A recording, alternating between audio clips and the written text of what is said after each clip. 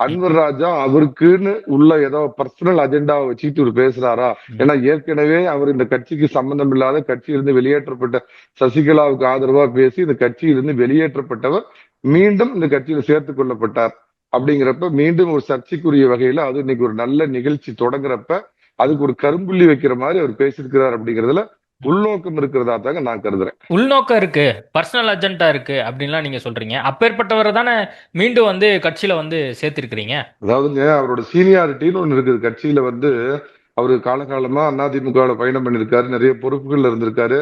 ஒரு சிறுபான்மை சமுதாயத்தை சேர்ந்தவர், அதிர்ந்து பேசாதவர், ஒரு அவருக்குன்னு ஒரு பாணி அரசியலை முன்னெடுக்கிறவர்னு அவருக்குன்னு ஒரு தனிப்பட்ட சில ப்ரொஃபைல்லாம் இருக்கிறப்ப ம், அவரே மனமுந்து வந்து தான் வருத்தம் தெரிவிச்சதுக்கு அப்புறம் அவர் கட்சியில சேர்த்திருக்கிறார் திரு எடப்பாடி பழனிசாமி அப்படிங்கறத முதல்ல புரிஞ்சுக்குங்க. ம். இதுல நான் அவர்கிட்ட ஒரே ஒரு வார்த்தையில ஒற்றை வரியில சொல்றேன். அதிமுகவில் நீங்கள் இருக்க விரும்பினால் அன்வர் ராஜாவாக இருங்கள். இல்ல அன்வர் பாயா இருக்கணும்னு நினைச்சீங்கன்னா எஸ்டிபிஐ இல்ல ஜவாஹிருல்லா வேற ஏதாவது மாதிரி மத அமைப்புகள்ல போய் சேர்ந்துக்கிட்டு ஜமாத்துல போய் உட்காந்துட்டு உங்க கருத்து பேச